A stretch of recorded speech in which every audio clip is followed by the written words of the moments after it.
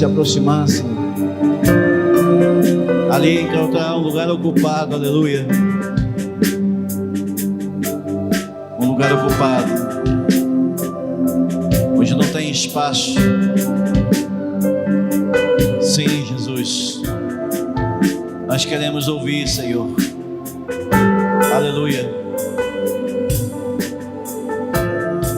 As canções que são geradas nos altares, Pai, geradas no secreto, Senhor. Então, ao som de machados, os ceifeiros se levantam. Aleluia. E preparam um lugar, Senhor, onde a lenha seca está pronta.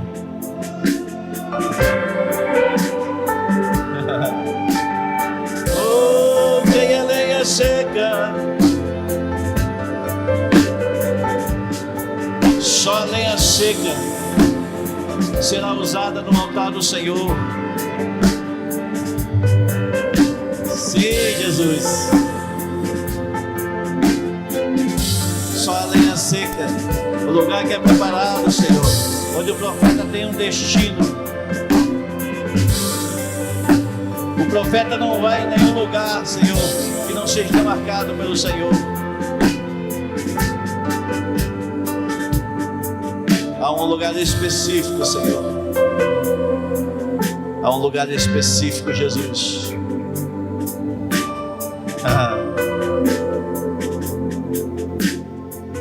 Oh, aleluia. Vai tomando o teu lugar devagarzinho. Nós vamos tentando ajustar aqui. Esse retorno está bem esquisito aqui. Não sei. Ei, oh Jesus. Sarabachei. Amém. Nós estamos muito felizes porque nós temos alguns amigos conosco aqui. Amigos que são mais chegados que irmãos. Deus faz isso, né? Deus fazia um bom tempo que nós não servíamos. Pastor Hélio Frata, Pastor Jandir da Cidade Esteio. Amém. Glória a Deus. Está aí seus irmãos, Clayton, Pastor Abel de Juí, a pastora Cíntia, seus irmãos que vieram então acender a lenha neste lugar. Aleluia. Nós estamos muito felizes mesmo, porque quando a gente diz que a casa não está cheia, os privilegiados é aqueles que estão na casa. Significa que Jesus tem menos pessoas para se preocupar. Então nós somos os privilegiados da noite.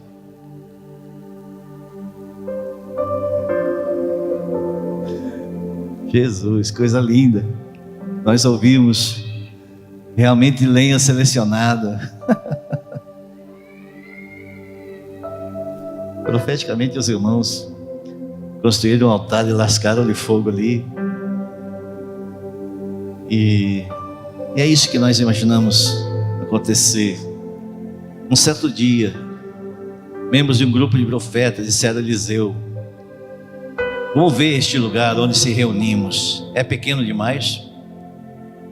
Vamos descer o Rio Jordão, onde há muitos troncos, e ali construir um lugar para reunirmos. Está bem, disse Eliseu, podem ir, venha conosco. E seguiu então um deles: eu irei. E ele disse, e foi ter com eles. E se chegaram e começaram a derrubar árvores. Diga para o seu irmão: eu irei. Eu irei. E quando um deles cortava o tronco, parte do ferro do machado caiu no rio. Ele disse: ai, meu Senhor. Gritou: o machado era emprestado, onde caiu? E perguntou ao homem de Deus, quando mostraram o lugar para Eliseu. E ele então cortou um galho e jogou sobre a água, e fez o ferro do machado flutuar. Pegue-o, disse Eliseu. E esse estendeu a mão então e o pegou. Sabe, queridos, quando o Senhor nos trouxe esse nome para esse momento aqui, nesses 2 dias aqui de conferência, me vem muito à mente o momento levítico, onde todos eram lembrados que o altar deveria ser mantido aceso, no altar o tempo todo, e constantemente os homens ofereciam lenha ali e mantinham aceso, e constantemente então ali o fogo nunca se apagava.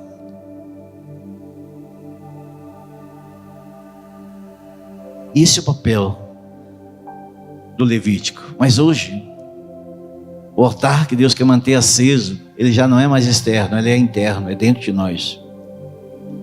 Jesus abriu uma lacuna e ele quis que nós viéssemos fazer uma conexão, trazer o Levítico para dentro de nós.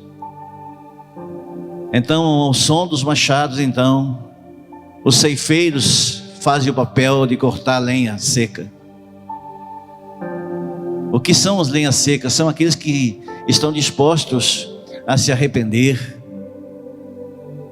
dispostos a abrir mão dos seus achismos, dos seus egocentrismos, reconhecer as debilidades, reconhecer os seus pecados, abrir mão de algumas coisas e permitiu passar pela mão do profeta.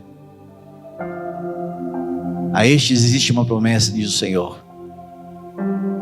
Então Deus quer levantar literalmente lenhadores na casa de Deus. Pastor Davi, ele esteve aqui conosco no mês de novembro ou setembro, eu não lembro. Novembro. E deixou um legado muito tremendo para nós aqui. Nós estamos muito felizes pelo seu retorno. Nós queremos dizer para os pais, às crianças até 6 anos, que vai ter um movimento lá na escolinha. Você pode mandar seus filhos com tranquilidade, sem problema nenhum, vai ter alguém servindo lá. Amém? Aleluia. Mas também nós temos um problema, por último aqui. Trabalhar com machado sem corte gera muito esforço. Eclesiastes 10. Então nós precisamos que as lâminas sejam afiadas. O ceifeiro, ele precisa saber que ele não pode usar somente o cabo, caso contrário ele vai ferir a árvore. Então ele precisa ser afiado o tempo todo. E como nós se afiamos? A palavra diz que ferro com ferro se afia. Esse é o papel da igreja do Senhor Jesus. Certamente nós vamos ter uma noite muito privilegiada naquilo que o Senhor tem e já compartilhou ao coração do profeta, e certamente nós seremos muito abençoados. Aleluia. Vocês estão prontos? Amém. Então vamos chamar o pastor Davi. Nós queremos abençoar a vida desse homem, desse amigo. O pastor Davi é diretor do Mevan Academy. Ele tem um histórico com Jesus que levou ele para as nações e trouxe de volta para o Brasil para cumprir um propósito na nossa terra. E tem levado algumas cidades do Brasil, e nós somos uma dessas cidades a ser presenteado nessa noite. Nós estivemos lá em Juí, ele teve quinta e sexta-feira. Nós sabemos que existe uma porção do céu. E que você estendesse a mão e nós vamos interceder então. Estenda tua mão aí, ore. Continue orando, não solta teus lábios, meu irmão. Você é um profeta do Senhor. Diga para ele o que você veio fazer aqui. Diga para o Senhor. Abençoe a vida dele. Sim, Deus, nós declaramos, Pai, que os céus estão abertos sobre esse lugar. Sim, Senhor, o ambiente está pronto. Aleluia. Nossos corações estão prontos. Pai, em nome de Jesus, a autoridade do Senhor já está sobre o teu filho, Pai. Senhor, que ele tenha intrepidez de liberar além daquilo, Senhor, que está no seu coração. Que ele possa, Deus, ouvir canções novas descendo sobre ele durante essa palavra, Pai. Pai, em nome de Jesus, Deus, que nós possamos se mover nessa noite, Pai. Se mover para cima do altar, Senhor, dispostos a queimar, Senhor. Se mover um para dentro dos outros, Pai. Em nome de Jesus. Obrigado pelo teu enviado, Senhor. Aleluia.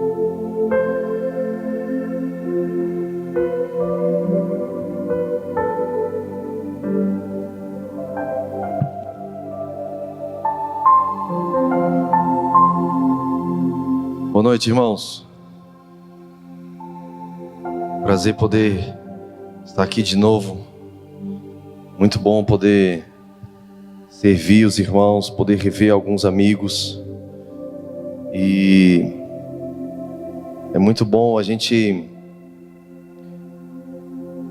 perceber que aquilo que Deus tem feito tem sido nutrido, tem sido conservado. E a gente também é muito... A gente não vem na condição só de dar, pastor. A gente quando vai na casa dos irmãos, quando está junto com os irmãos, seja na mesa, seja nos cultos, a gente recebe muito também, né? É muito bom a gente poder estreitar alguns vínculos. Muito bom a gente poder contar piada, estar junto com os irmãos, né? Mas também não custa nada a gente estar junto para queimar um pouco junto, né? E eu estava aqui orando. Eu queria que você abrisse num texto, Josué, capítulo 9, verso 27.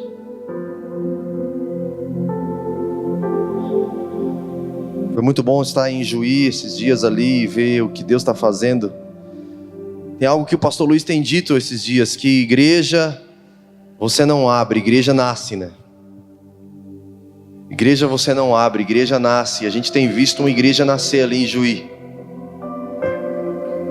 Tem visto Deus trazer pessoas, Deus tocar pessoas, não só ali de Coronel Barros, não é isso o nome? Mas da redondeza, cidades circunvizinhas, assim, pessoas dirigindo 80, 100, 120 quilômetros para estar ali. Irmãos, a pessoa só faz isso se for por Deus, né? Se ela tiver uma fome genuína, né? Como a gente falava, não pode, né, pastor? Cara, o pastor Marcelo falava pra gente hoje no almoço. Ele às vezes olha e chora e fica falando para Deus: Deus,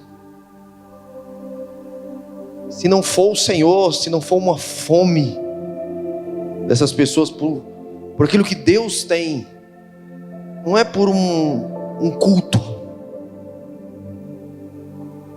é uma fome pelo que Deus tem, né? É uma fome pelo que Deus tem. A questão é que muitas vezes a gente tem fome, mas a gente procura saciar essa fome em fontes erradas, né? Ou em lugares errados. A gente procura saciar nossa fome com coisas erradas, que acha que vai saciar nossa fome, mas não vai, não preenche a gente, né? Foi muito bom esses dias ali, na casa do Cauê e da Fernanda também. Dias de dormir pouco, né? Mas muito bom. Muito bom. Vamos lá, vamos para a Bíblia. Queria agradecer o pastor Célio também pelo convite para estar aqui de novo. Eu quero dizer uma coisa para vocês, irmãos. Aqueles dias de novembro nos marcaram. Eu não sei a vida de vocês, mas, cara, eu nunca mais esqueci aquele dia. Foi muito forte, cara, aquilo que Deus fez. E isso é perigoso, né? Isso é perigoso, irmãos, porque é o seguinte: Quando você tem uma experiência com Deus poderosa, você não se contenta com menos, né? Quando você tem algo genuíno da parte de Deus, fica difícil você se acostumar com menos. Fica difícil quando você prova de uma comida diferente, quando você bebe de uma fonte diferente. É difícil. É difícil porque não é qualquer coisa que você vai aceitar. Não é qualquer coisa que vai falar: isso me alimentou. Isso gera em nós um nível de expectativa. E nós falamos sobre isso lá em Juí, na quinta-feira à noite, eu acho, sobre expectativas. Isso precisa, na verdade, gerar em nós uma expectativa.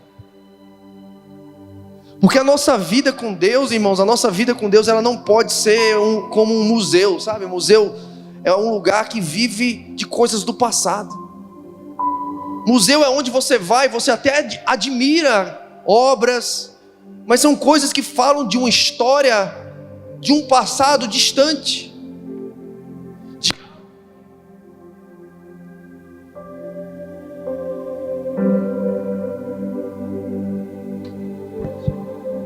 Oi. O museu é aquele lugar onde... Aí aqui vai precisar só dar um gás aqui mais para mim, que mudou aqui o som. O museu é... Aí, isso. Ter gente eficiente é outra coisa, né, pastor? Eita.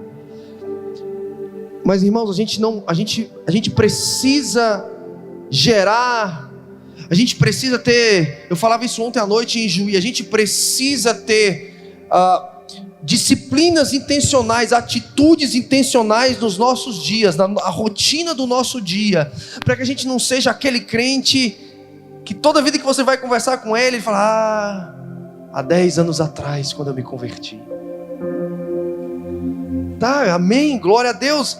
Mas a ideia que a gente tem às vezes do primeiro amor, não, tá bom isso. Só se não tiver bom para vocês estão me ouvindo bem? Deixei esse aqui de reserva. A ideia que a gente tem às vezes de primeiro amor é aquele amor que você, quando você se converteu, no meu caso há 23 anos atrás, que você tem aquele primeiro amor, aquela paixão, que você diz: cara, eu vou pregar para um poste, eu quero falar de Jesus para qualquer pessoa. Você se veste palhaço, você quer falar na escola para as crianças, você não, cara, você quer compartilhar aquilo que você, aquela comida nova que você conheceu, aquela bebida nova, aquela paixão, aquela coisa.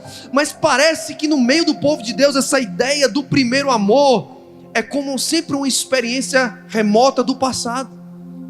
O meu primeiro amor. Não, queridos, o primeiro amor, ele é para ser uma coisa que é cultivada no nosso dia a dia. O primeiro amor não é para ser uma lembrança de um momento que a gente teve com Jesus, quando a gente se converteu, e lá sim, lá eu jogava o meu rosto no chão, lá eu babava, quando o pastor fazia o apelo, eu era o primeiro aí na frente. Não, agora eu já tenho 20 anos de crente, agora eu estou maduro, como o pastor Luiz fala: não caio mais. Não, o pastor Luiz fala: cara, se eu não cair, eu me jogo, porque é bom fazer isso na presença de Deus. A questão não é a gente cair, a questão é quando a gente levanta.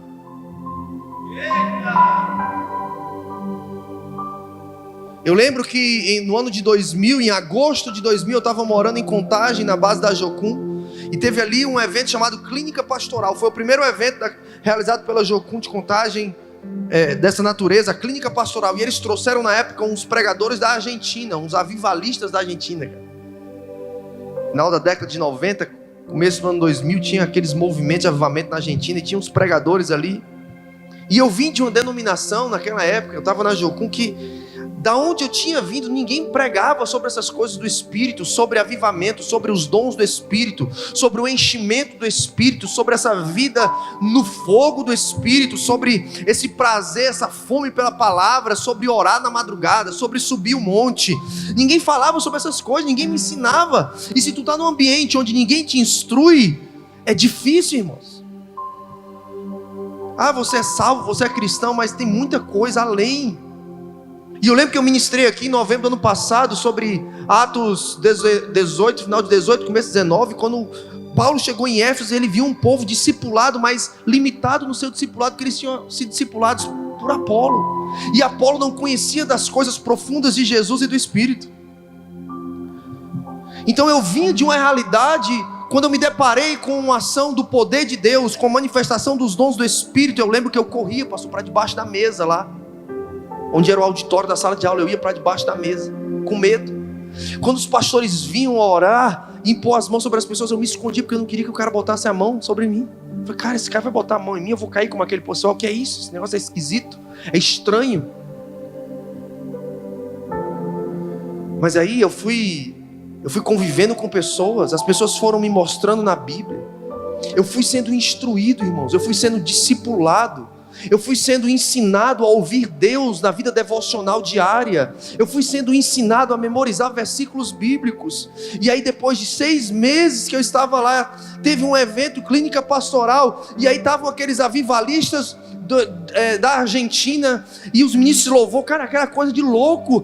E eu falava, Deus, eu quero cair, se ninguém me derrubar hoje eu vou me jogar, porque hoje eu vou cair. Eu lembro desse dia, eu falei, Deus, hoje eu vou cair. Se ninguém vier orar por mim, eu vou lá na frente e me jogo. Mas hoje eu quero ter essa experiência, não pode, está todo mundo caindo perto de mim. Isso parece coisa de crente recém-convertido, né? Neófito, novo na fé, imaturo. Não, querido, tem coisa que a gente não pode perder dos nossos primeiros dias de conversão. A imaturidade, ela precisa passar, mas essa vontade de se jogar, ela não pode passar. As inconstâncias, instabilidades, elas precisam dar lugar a um equilíbrio. As nossas dúvidas precisam encontrar uma resposta na palavra, mas a nossa fome, ela não pode diminuir. Nós precisamos encontrar um lugar para a gente alimentar esse desejo por mais de Deus. Isso é uma vida equilibrada, cara. E é isso que eu quero falar lá em Josué. Vocês abriram em Josué 9:27? Eu quero falar um pouco sobre esse equilíbrio da vida no Espírito. Como manter esse equilíbrio, essa chama, como crescer, como amadurecer, como entrar num lugar de autoridade espiritual, de sermos embaixadores de Cristo, porque, irmãos, nós somos como crianças. Jesus fala, se vocês não forem como crianças, vocês não entrarão no reino dos céus. Mas não é sermos infantis e imaturos. Ele fala sobre essa criança, que o pai fala, se joga, ele se joga. Quem é pai aqui já fez isso com o filho? Você está dentro da piscina, o filho está ali na borda, você fala, joga, o papai vai segurar. Ele se joga. Se mandar ele ficar de costa e ele se soltar, ele se solta. Por quê? Porque a criança, ela não duvida do pai. Ela tem plena certeza que o pai vai segurar, que o pai vai prover. Você já viu uma criança sem dormir, porque o que eu vou almoçar amanhã? Não, a criança não tem essa preocupação. Por quê? Porque ela sabe que o pai está ali, vai prover. No outro dia vai ter café da manhã para ela, vai ter almoço, vai ter janta. Mas quando Jesus fala que a gente tem que ser como criança, não é a gente ser imaturo, é a gente ter um nível de confiança, um nível de dependência, um nível de entrega, um nível de extravagância que uma criança tem. A maturidade não pode tirar de nós essa entrega radical. Tinha uma música da Ludmilla Feber, nós vamos já ler o livro, o versículo, aguenta aí. Tem uma música da Ludmilla Feber de uns 15 anos atrás, nem sei, que ela dizia assim, a decisão em mim é radical. Quem conhece? Vou me lançar no sobrenatural. Eu quero a revolução do seu poder em mim, Senhor. A cura hoje em mim se faz real. Eu tomo posse, exerço a minha fé e te adoro, meu Jesus, por tudo que tu és. Ela fala de uma entrega radical. Eu lembro que eu estava no ano de 2005, eu fazia parte de uma outra denominação, e nesse ano eu comecei a ler o livro de Atos dos Apóstolos como nunca tinha lido. Eu já era, irmãos, um pastor licenciado. Eu já tinha ali quase 10 anos de crente, já tinha sido missionário na Jocum, mas quando eu voltei para a minha igreja local, depois de experimentar todos esses moveres, de me jogar no chão, de ver a manifestação do dom do Espírito, essas coisas todas, quando eu voltei para a minha igreja, eu voltei para um ambiente onde essas coisas foram abafadas, um balde de água fria foi derramado em mim. Mas eu continuei servindo ao Senhor, com dedicação, com zelo, exercendo a minha liderança, fazendo o ministério que a gente liderava crescer e frutificar. Mas faltava algo, uma semente que o Senhor tinha plantado dentro de mim, de curiosidade. Lá em 2000, ela foi abafada.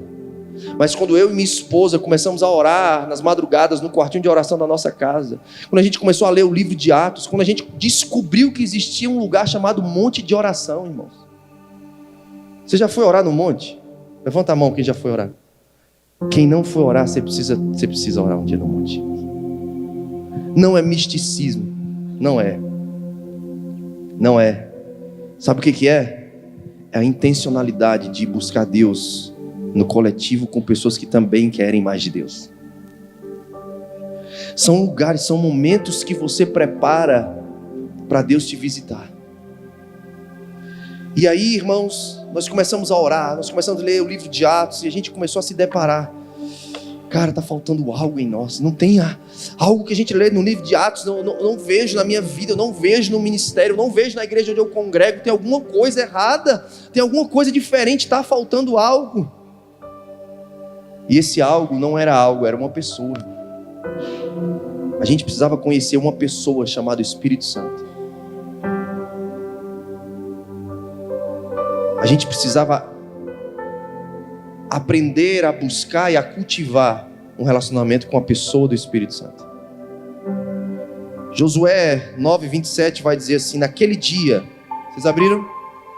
Josué fez os rachadores de lenha, aqui está falando dos lenhadores. Naquele dia Josué fez os rachadores de lenha, Josué 9:27, e tiradores de água para a congregação e para o altar do Senhor, até ao dia de hoje, no lugar que Deus escolhesse. Aqui está falando de algo que Josué fez. Josué instaurou, colocou sobre o encargo dos gibeonitas serem lenhadores e provedores de água para o altar do Senhor. E aqui fala sobre esse equilíbrio que nós precisamos ter, irmãos.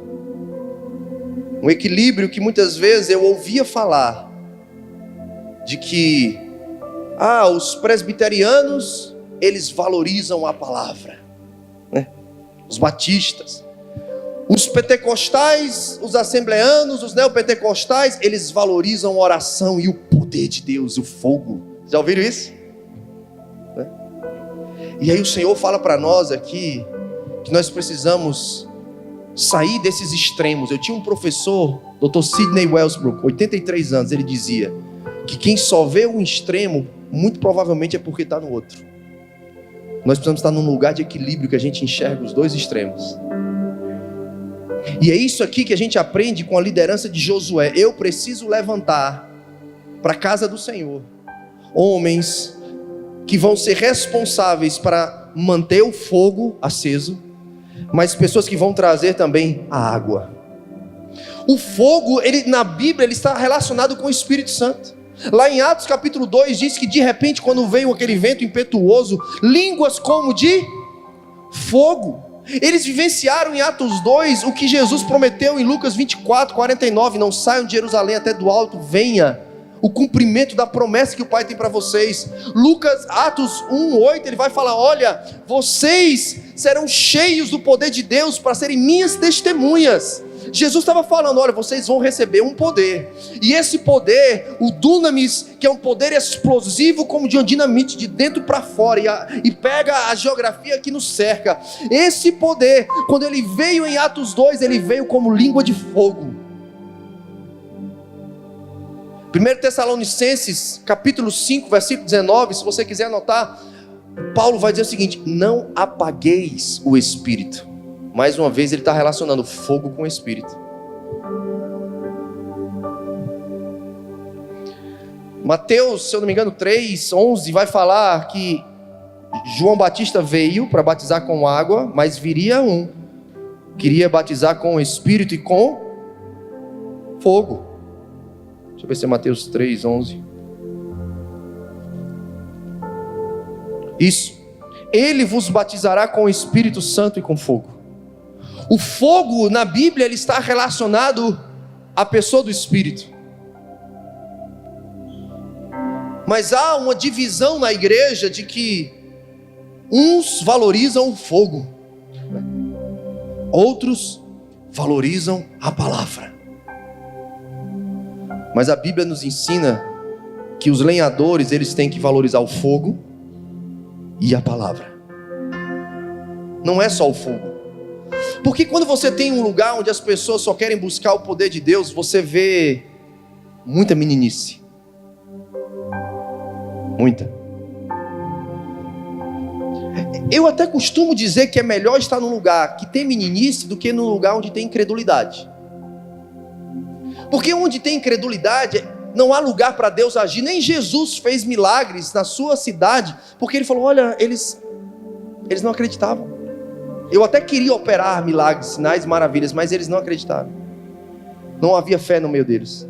Então é melhor você estar num ambiente onde há meninice. E quando eu comecei a subir e frequentar monte, eu via muito meninice. Mas a meninice, ela pode se transformar em maturidade.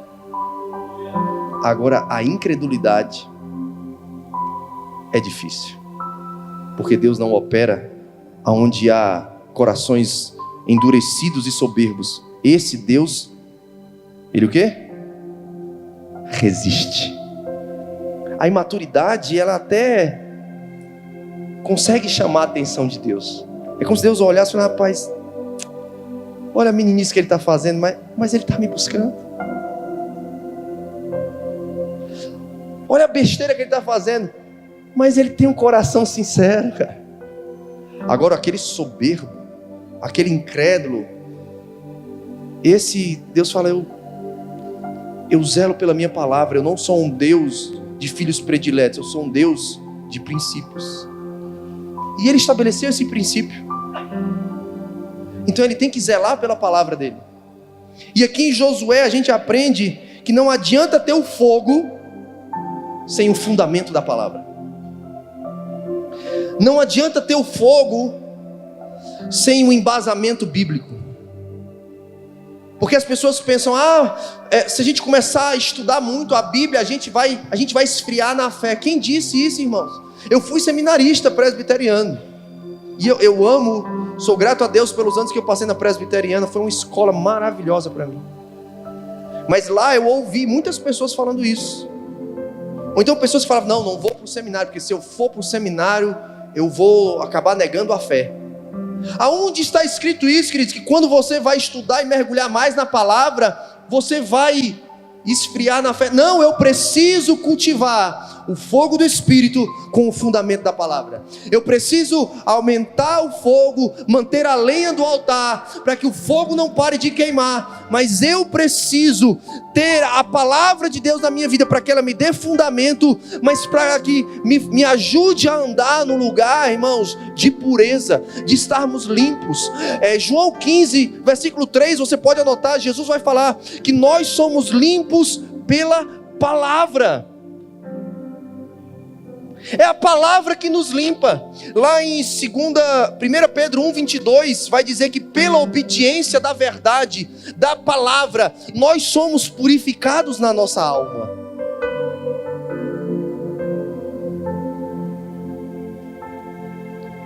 Estão comigo? Nós precisamos encontrar um lugar, irmãos, de maturidade. E uma das coisas que a maturidade gera em nós é equilíbrio. Nós precisamos encontrar um lugar de sermos apaixonados, radicais.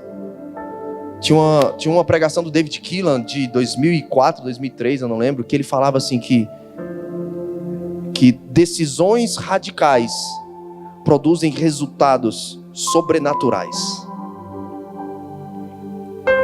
Nós vivemos numa sociedade insana. O que é isso, pastor? São pessoas que fazem as mesmas coisas e querem resultados diferentes. Isso é insanidade, irmão. Não tem como você ter a mesma atitude e esperar que algo mude na sua vida.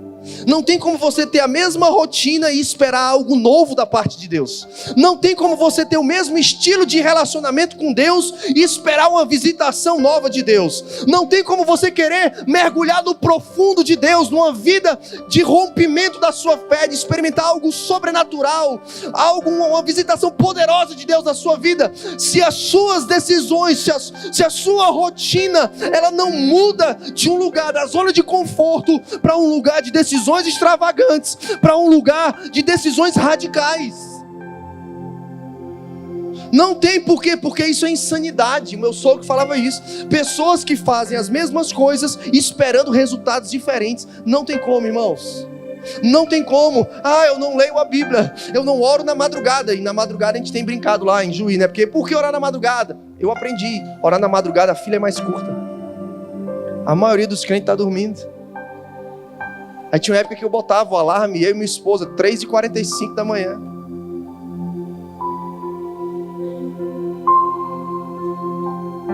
Quer algo novo da parte de Deus, irmão? Pastor, eu quero. Eu vou te falar uma coisa, parece ser muito simples, mas é muito profunda. Então começa a fazer algo novo para Deus. Quer algo que quer ir um nível mais profundo? Então começa a tomar algumas decisões radicais para Deus. Porque decisões radicais, elas vão produzir resultados sobrenaturais. Lembra da mulher do fluxo de sangue? Quem lembra dessa passagem, dessa história? Ela já tinha tentado de tudo. Ela tinha gasto todo o seu dinheiro. Ela tinha procurado os médicos, as receitas, as medicinas que existiam na época para ser curada, mas ela sofria daquela enfermidade há muitos anos, se eu não me engano 12 anos, né? Mas aí ela falou, hoje eu vou ser curada. Se tão somente, tem até aquela música da Ludmilla, hoje eu tô, Ludmilla, cara, cabeça, né? Ontem era Cirilo, né? Hoje é Ludmilla. Tem aquela música, se tão somente eu tocar na orla do seu manto, eu sei que sou minha, como é que é? Eu sei que a cura sobre mim virá. Se tão somente eu tocar em ti, se tão somente eu te contemplar. Cara, aquela mulher, ela tem uma decisão. Aquela mulher, ela estava sofrendo de uma hemorragia. Ela precisou falar, cara, eu vou sair de casa. Eu vou crer contra a esperança. Talvez a luz do fim do túnel para mim. Eu já gastei todo o meu dinheiro, todas as minhas expectativas foram frustradas. Mas eu preciso tomar uma decisão radical. Eu vou sair de casa. Talvez ela tinha um odor. Talvez ela ia se expor. Mas deixa eu te falar uma coisa. Para você entrar num novo nível de profundidade com Deus, você tem que se expor. Ai, pastor, eu sou tímido. Ai, pastor, eu sou tímido. O senhor vai fazer um apelo. Eu queria tanto babar, mas eu quero babar bem quietinho aqui, escondido no meu canto. Ninguém vai me ver. Não. Deixa eu te falar. Jesus, ele deixou um modelo para nós. Ele se expôs, cara. Jesus, ele se expôs. Jesus, ele se expôs. Não tem como a gente querer entrar em lugares mais profundos com Deus na nossa zona de proteção, de autopreservação da nossa imagem. O que vão pensar de mim? O que vão imaginar ao meu respeito? O que a minha família vai comentar? Enquanto você ficar pensando o que vão pensar sobre você. Sabe por quê? Porque Deus, é como se Deus estivesse aqui em cima, falando, é hoje. Hoje eu pego ela. Hoje eu pego ele. Eita, aí começou, amanheceu o dia, falou, é hoje que eles vão se reunir. Aí Deus está lá, cara, Deus está cheio de expectativa. Deus está lá, vai já dar 7h30. Vai já dar 7h30 e Deus prepara os anjos, os arcanjos. Ele junta as suas milícias celestiais e fala: é hoje que nós vamos descer. É hoje que a gente vai visitar a minha noiva, a minha igreja. Hoje eu vou distribuir os meus dons. Hoje eu vou levá-los para um lugar mais profundo. Hoje eu vou renovar os dons que um dia eles receberam com imposição de mãos. Hoje eu vou poder curar. Hoje Deus tem uma expectativa, irmãos, no coração dele. E como o pastor Luiz fala, Deus gosta de se mostrar. Deus gosta. Quando ele veio no monte para Moisés, o pastor Luiz fala muito isso, né? Cara, era fogo, era aquele negócio, tremia tudo, fumegante. Deus falava: cheguei. Cara, e quando Deus chega no lugar, você sabe que ele chegou. Deus, ele não chega assim: ei, psiu. Não. Deus, ele vem e ele nos toca, ele nos marca. Mas na minha vida, irmãos, eu e minha esposa precisamos um dia tomar uma decisão. Nós queremos ir além. E as pessoas começavam a achar: pô, vocês estão ficando loucos? Vocês são da maior igreja aqui do Ceará. Vocês têm casa, carro, 13º, FGTS, férias. Vocês têm um escritório para vocês. Vocês têm uma equipe de 50 pessoas. Vocês têm tudo que vocês precisam. Aí eu falo: cara, como posso deixar de falar daquilo que eu tenho visto e ouvido? Não dá mais, cara.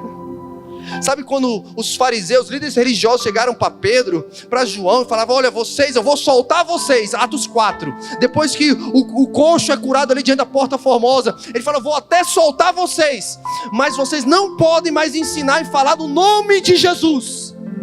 Aí eles falaram: como eu vou parar de falar daquilo que eu vi e ouvi? Lá no capítulo 5, lá adiante, eles, depois de levarem chicotadas, eles chegam para os discípulos e falam: olha aqui, cara, nós apanhamos por causa de Jesus. Nós fomos dignos de sofrer pelo nome dele. Mas a gente quer estar na nossa zona de conforto. Aí as pessoas falaram para nós, quando a gente disse: olha, eu cheguei para o meu pastor e falei: cara, eu preciso que na convenção anual, na assembleia anual, você leia uma carta me abençoando e me desligando da denominação. Como assim, cara? Tu vai para onde? Tu vai fazer o quê? Eu falei: eu não posso mais, cara. Se eu permanecer nesse lugar, eu vou sentir que eu estou negando aquilo que Deus me mostrou, aquilo que Deus está falando no meu coração. Não dá mais, cara. Por favor, eu quero sair pela porta da frente, cara. Por favor, escreve uma carta e me abençoa. Por favor, me libera. Mas, cara, tu vai para onde? Tu vai viver de quê? Eu falei: não sei, eu só sei que eu não posso mais parar de falar daquilo que eu tenho visto e experimentado. Nós começamos a ter experiências radicais com o Senhor nos montes, no secreto do nosso quarto. Irmãos, não tinha mais como voltar atrás. Quando você decide entrar numa vida radical de experiência com Deus, deixa eu te falar, como diz lá em Itajaí, tu estás pego, nego. É dali para frente. Tu não aguenta mais voltar para trás. Você não aguenta andar mais no nível inferior daquelas águas profundas. Você pode até de vez em quando voltar, mas aquilo ali você sabe que vai te matar, porque você já experimentou outras coisas. É como aquela música que diz que quem já entrou no Santo dos Santos em outro lugar, ele não consegue mais viver, porque os teus olhos já foram abertos, você já conheceu uma realidade nova. E as pessoas falavam para nós: ou vocês estão loucos, ou vocês ouviram Deus. Aí eu falava: a segunda opção, nós ouvimos Deus. Mas nós precisamos de uma rotina que guarde isso que Deus nos deu. Lenha para que o fogo não se apague, e a água para que a gente ande em pureza, com os pés limpos. Não precisa me banhar de novo, porque Pedro falou: ah, Senhor, o Senhor não vai me lavar meus pés. João 13, né? Como assim? Se eu não lavar os teus pés, tu não tem parte comigo, Pedro. Aí Pedro, como era extravagante, Pedro falou assim, acho que é por isso que Deus usou o cara, porque ele era extravagante. Ele era extravagante, as pessoas recriminam Pedro porque ele afundou. Eu prefiro acreditar, não, ele foi o único que saiu do barco e andou sobre as águas. Ele era radical. Ele falou assim: se o Senhor mandar, eu vou, cara. Mas a gente tem o nosso lado humano, a gente olha e a gente afunda de vez em quando. Mas eu tenho certeza que ele nunca esqueceu aqueles passos que ele deu sobre as águas. Até o dia que ele foi crucificado de cabeça para baixo, ele deve ter contado para muita gente: ei, deixa eu te contar um negócio. Cara, um dia eu andei sobre as águas. Como assim, cara? Mas eu ouvi falar que tu afundou. Mas depois que eu andei. Tá entendendo a diferença? A religiosidade pega o preto, o ponto preto na folha branca. Tá vendo? Você é um herege. Não tinha embasamento bíblico para andar sobre as águas. Vai para o inferno, irmão. É melhor você sair do barco e ter uma experiência segundo a palavra que Deus te deu. E depois você encontra: não, mas é mediante a palavra. Eu quero ir além. Porque Pedro foi o único que pôde dar um testemunho. Eu andei sobre as águas. Não tem David Copperfield, não tem o David Copperfield, naquele o mágico, como é que era? Copperfield. David Copperfield é um escritor de livro. David Copperfield. E tantos outros aí, aquele cara lá mais recente, Chris, não sei o que, lá de Los Angeles. Ele tenta subir lá naquele hotel lá de Los Angeles, de forma de pirâmide. Cara, ela ali é demônio, ali é conversa fiada. Pedro foi que andou mesmo sobre as águas. Por quê? Porque ele foi radical. Ele foi radical. Na radicalidade dele, ele não era maduro o suficiente. Porque Jesus falou: cara, quando você for maduro, eu deixei o diabo ele te peneirar, mas só para te amadurecer, cara, fica tranquilo. Porque quando você for maduro, você não vai mais para onde você quiser. Não. Até o jeito de você morrer não vai ser do jeito que você quer. Final do Evangelho de João vai falar: quando você for maduro, você vai converter as pessoas, você vai transferir. Jesus, ele não recriminou, ele não podou a extravagância, a espontaneidade de Pedro, mas ele levou Pedro para um equilíbrio. Tá bom, cara, continua sendo extravagante, continua sendo radical, mas eu vou te ajudar a amadurecer no processo. Jesus não castrou Pedro, Jesus ajudou Pedro a amadurecer, porque ele queria dar uma chave para ele, de autoridade, para que aquilo que ele ligasse na terra fosse em concordância com o que havia sido ligado no céu, para aquilo que ele desligasse, e seria desligado. Ele foi levando Pedro para um lugar de maturidade. Deus quer nos levar para esse lugar de maturidade, irmãos. A gente precisa desfazer do meio da igreja brasileira essa ideia de que o primeiro amor. Não, tem que ser o único amor. Não é o primeiro. Não tem um segundo amor, irmãos. Você já viu alguma coisa na Bíblia? Não tem um terceiro amor. Não tem o amor que nós temos por Ele. Tem a decisão de se entregar de forma radical nos primeiros dias. Tem aquela decisão de você se lançar sem medo das primeiras experiências. Mas quem diz que quando a gente amadurece a gente tem que perder isso, cara? Esse ano eu vou fazer 23 anos de crente. Como diz Ulisses, que virei para crente. Mas hoje eu tenho uma consciência que eu preciso ser radical. Eu preciso que os meus filhos aprendam a ser radical comigo. A gente esses dias conversava sobre o poder de testemunhar. Irmão, se nós não formos radicais, que testemunhos nós vamos contar para os nossos filhos, irmãos? O que a gente vai contar para os nossos filhos? Filhão, papai foi na igreja todo domingo à noite. Cara, tá de brincadeira, pai. Agora se tu chegar pro teu filho e falar: filhão, papai mudou, cara. O papai foi radical. O papai decidiu não se embriagar mais com vinho, mas se encher do Espírito, como tem lá em Efésios. Vamos em Efésios. Efésios capítulo 5.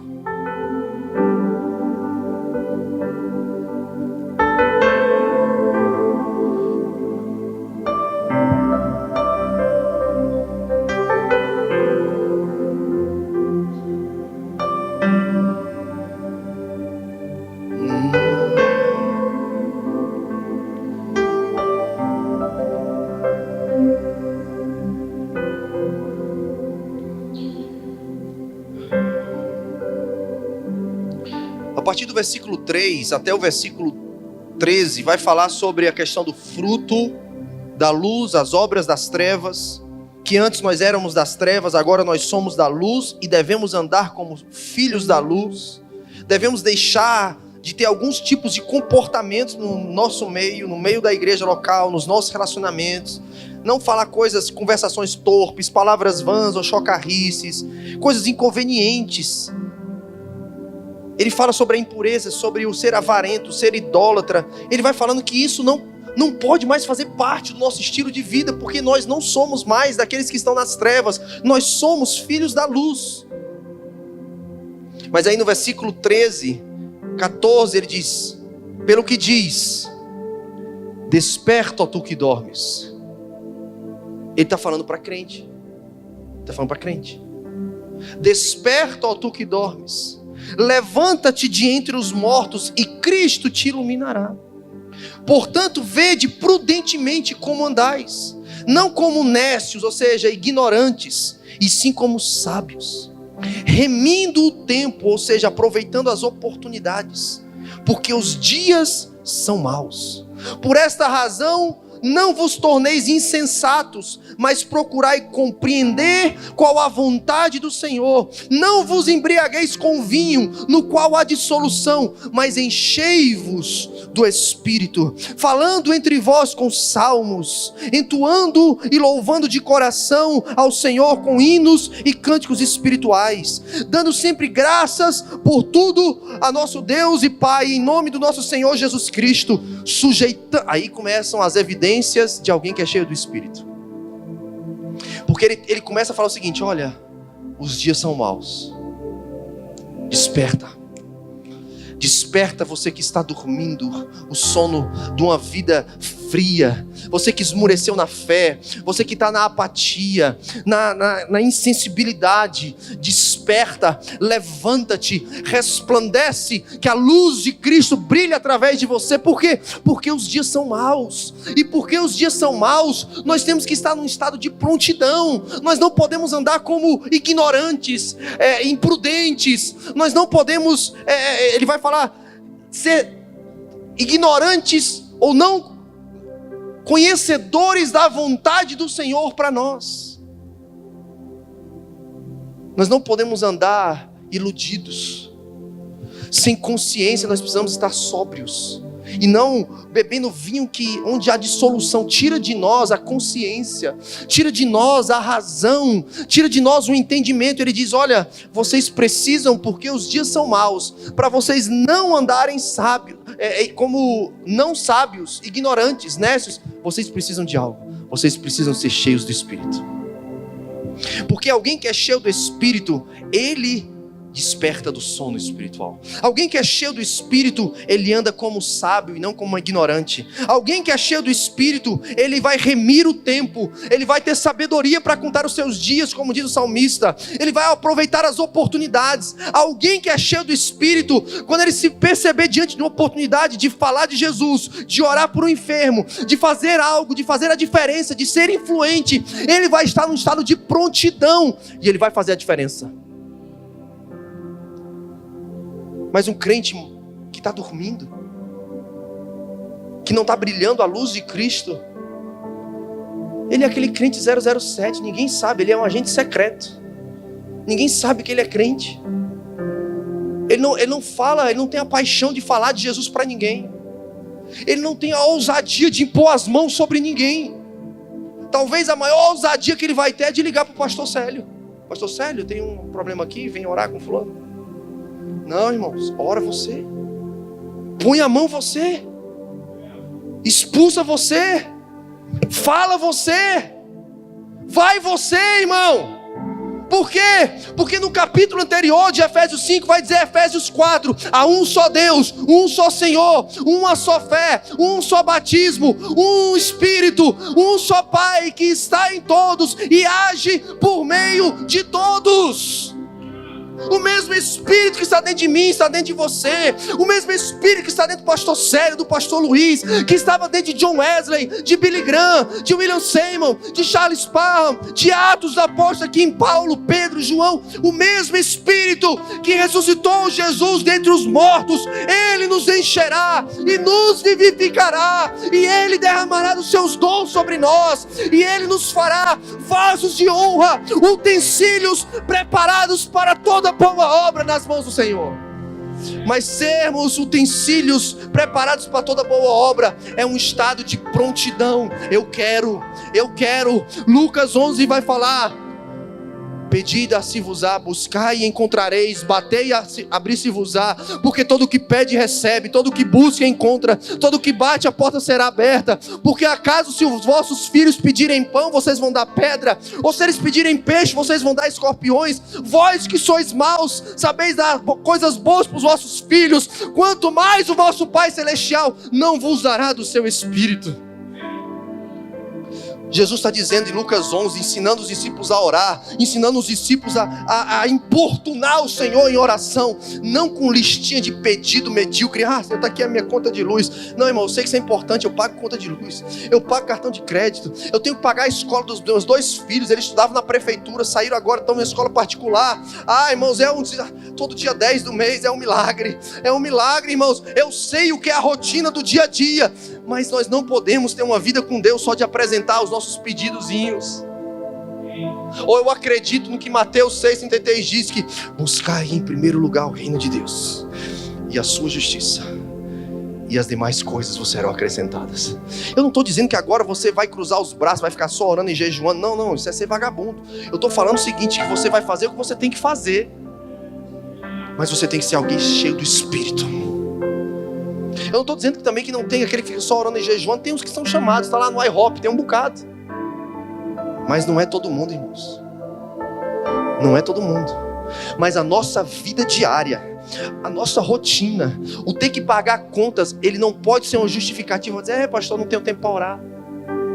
Pastor, eu estou frio, sabe como é que é, né? A rotina, tá? Não, irmãos. Pelo amor de Deus, nós precisamos andar uns com os outros. É como uma labareda sozinha. Ela vai esmurecendo, ela vai esfriando. Não é porque nós somos, o pastor Luiz é espiritual, ele é um avivalista dos últimos. Não, deixa ele sozinho também. Nós precisamos uns dos outros, irmãos. Nós precisamos passar madrugadas conversando e orando, como fizemos esses dias. Nós precisamos testemunhar um na vida dos outros. É por isso que a gente está aqui. Nós não estamos aqui para entretenimento, irmãos. Isso aqui não é uma plateia. Eu não sou um animador de plateia. Nós estamos aqui para ser um braseiro na vida do outro. É para um estimular o outro. É para um impor as mãos sobre a vida do outro. É para a gente despertar um ao outro e dizer, cara, nós precisamos do fogo, mas nós precisamos da palavra. Porque sem a palavra eu vou parar de buscar o Espírito, porque é a palavra que vai me falar do Espírito, é a palavra que vai me dizer o que o Espírito pode fazer, é a palavra que vai me dizer como buscar o Espírito e o que Ele tem para me entregar. É lendo a palavra que eu vou ter as promessas de que se eu buscá-lo, eu vou mortificar as obras da minha carne. É lendo a palavra que eu vou saber que o Espírito é o meu grande auxiliador e ajudador. Nós precisamos da lenha, mas nós precisamos da água. Nós precisamos de uma vida de equilíbrio. Nós precisamos ser apaixonados pela leitura da Bíblia, irmãos. Cadê a tua Bíblia? Não, está lá em casa, aberta, no Salmo 23, no Salmo 91. Vai proteger a minha casa, para que nenhuma seta do meio-dia entre na minha casa. Vá. Isso aí é amuleto, superstição, crendice, sem embasamento nenhum. Agora, se você pegar e você ler o Salmo 91, nenhuma maldição vai entrar na minha casa, nenhuma seta, nada. Se você ler aquilo, se você se apoderar daquilo, se você orar a palavra, se você se posicionar na palavra, aí os efeitos da vida de Deus que flui da palavra vai aquecer o teu coração e você vai começar a ver na sua casa aquilo que a palavra diz.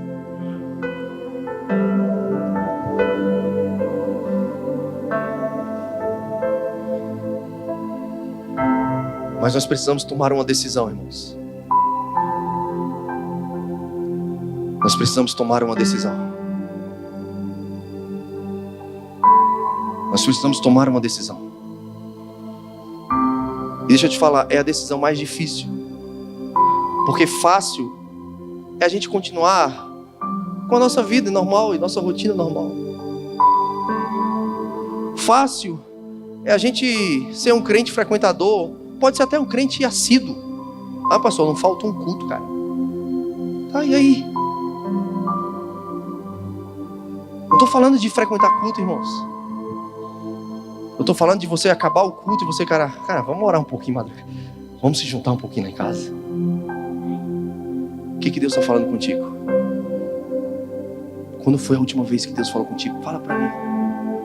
Faz uns dias que eu não escuto a voz de Deus, então fala para mim o que Deus falou contigo. A humildade de perceber que nós precisamos caminhar uns com os outros para que o fogo não apague. Mas quando a gente se junta e não é em torno da palavra, 1 Coríntios capítulo 11, versículo 17, Paulo vai falar, é possível que eles se juntem e se tornem piores. Como assim, pastor? É possível a gente ser frequentador assíduo, ser um crente ali que está sempre ali, e cada vez que eu me encontro com os irmãos eu posso sair de lá pior? É possível, irmãos. É possível. Se nós não estamos reunidos em nome dele, porque onde 2 ou 3 estiverem reunidos em meu nome, se nós não estivermos reunidos em nome dele, se não houver concordância no nosso meio, é possível 1 Coríntios 11, 17 ser uma realidade, porque foi na cidade de Corinto. Paulo está dizendo, vocês se reúnem para pior. Vocês quando se reúnem não esperam nem uns pelos outros. Vocês estão celebrando a ceia, a festa, a ágape, e vocês estão vindo cheios de egoísmo, de individualismo, pensando cada um em si mesmo. Isso é religiosidade. Mas se a gente se reúne na intencionalidade de botar lenha na fogueira, de sermos limpos pela verdade da palavra, mas como diz 1 Pedro 2, 21, 22, pela prática da verdade, pela obediência, na verdade é o que diz o versículo, pela obediência. Como é que eu vou praticar uma verdade que eu não conheço, irmãos? É por isso que a gente tem 60 milhões de evangélicos no Brasil. Irmãos, 60 milhões. Jesus marcou o mundo com 12 apóstolos, com 70 discípulos, com algumas poucas centenas, porque ele apareceu para 500, mas no dia de Pentecostes tinham 120. Mas ele marcou a história do mundo. O mundo é dividido entre antes e depois. Nós somos 60 milhões. Tem alguma coisa errada nos nossos ajuntamentos, irmãos. Alguma coisa não está nos fazendo melhores. Alguma coisa precisa mudar. Por quê? Porque se 2 ou 3 estiverem reunidos no nome dele, ele diz, ali eu estarei. Ali eu estarei. E ele diz que não precisa de ter 2 ou 3 mil. Não precisa ser 2 ou 3 milhões. Ele diz, só basta 2 ou 3. Você e sua esposa já são 2. Você, sua esposa e seus filhos já são 2 ou 3. 4, como lá em casa. Agora quando você junta com seus irmãos. Mas nós precisamos ter um coração que deseja mais de Deus. Desejo, decisão. Uma decisão, eu quero mais de Deus. É bom a gente se reunir para comer churrasco, irmãos. Puxa, eu estou comendo muito churrasco aqui esses dias, é uma glória. É maravilhoso, irmão. Mas melhor do que isso é a gente se reunir. Cara, vamos falar das coisas de Deus. Vamos testemunhar do que Deus tem falado. Sabe por quê? Porque testemunho, ele aquece o nosso coração. Testemunho no hebraico é falar para que aconteça de novo. Se eu chego para o meu irmão, eu tinha um pacto com um amigo meu, o Léo e a Bena, era um casal, companheiro de oração meu e da Jana. A gente tinha vindo da mesma denominação. A gente era cru, como falava, né? Tem as linguagens assim, né? Cru, quem já ouviu falar isso, né? Ninguém? Desculpa, então. A gente não tinha experiências dessas coisas do Espírito. E um dia a gente fez um pacto. A gente se juntava demais para orar nas madrugadas. E a gente fez um pacto seguinte: se você for visitado por Deus, se você tiver alguma experiência com Deus, se eu não estiver junto contigo, você vai ter que me contar. Você vai ter que me contar. Eu estava agora em Fortaleza, em dezembro do ano passado, e eu mandei uma mensagem para ele. E eu falei: Léo, o nosso pacto ainda está de pé. Passaram-se quase 15 anos. Eu falei: cara, eu acho que tá na hora de a gente botar o nosso papo em dia. Nós tivemos muitas experiências poderosas. Eu, a minha esposa, ele, a esposa dele, e um sonzinho com o CD do Antônio Cirilo. Ai, irmãos, não precisava de microfone, de holofote, de fumaça. Não, era só a gente, um tapetinho e joelho no chão. Foram muitas experiências, muitos momentos de visitação, de conhecer a pessoa do Espírito, de receber dons do Espírito. Eu quero isso para os meus filhos. Eu quero isso para os meus filhos. Eu quero terminar com um texto. Eu falei sobre esse texto ontem em Juí. Abre comigo em Deuteronômio 6, por favor.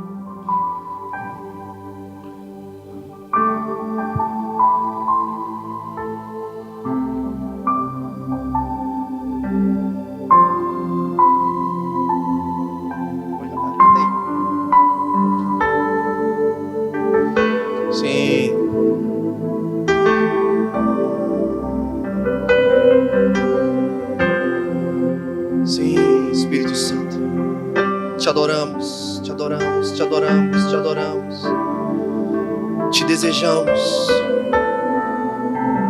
Sim, Jesus. Sim, Jesus. Obrigado pelo novo e vivo caminho. Então vem, como prometeste, derrama o teu Espírito. Diga isso para ele.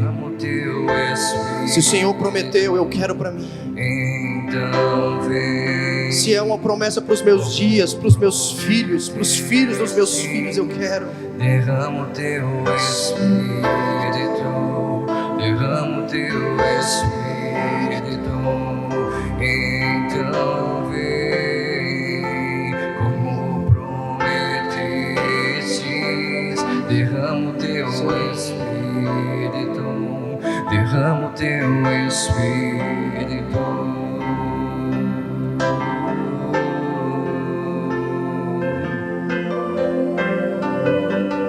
Sim.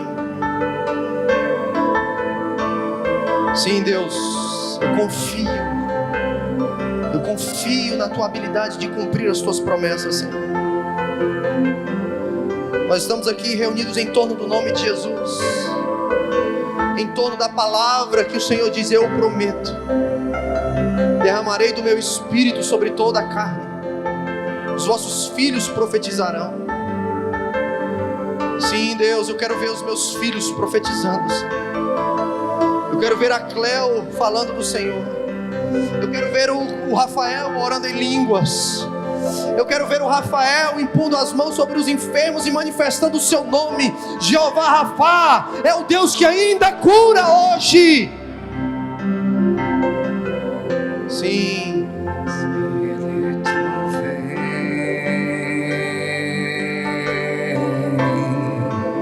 Faz o céu descer. Sim, Deus. Deuteronômio 6 diz: estes, pois, são os mandamentos e os estatutos e os juízos que mandou o Senhor teu Deus, se te ensinassem, para que os cumprisses na terra que passas para possuir. Verso 2: para que temas ao Senhor teu Deus e guardes todos os teus estatutos e mandamentos que eu te ordeno, tu, teu filho e o filho de teu filho, todos os dias da tua vida, e que teus dias sejam prolongados. Ouve, pois, ó Israel, e atenta em os cumprires, para que bem te suceda e muito te multipliques na terra que emana leite e mel, como te disse o Senhor Deus de teus pais. Ouve, Israel, o Senhor nosso Deus é o único Deus. Amarás, pois, ao Senhor teu Deus de todo o teu coração, de toda a tua alma, de toda a tua força, e essas palavras que hoje te ordeno estarão no teu coração, e tu as inculcarás aos teus filhos, e delas falarás assentado em tua cama, andando pelo caminho, e ao deitar-te, e ao levantar-te, e também as atarás como sinal na tua mão, e te serão por frontal entre os olhos, e as escreverás nos umbrais da tua casa e nas tuas portas. Verso 20 diz: quando teu filho no futuro te perguntar dizendo: o que significam os testemunhos e estatutos e juízos que o Senhor nosso Deus vos ordenou?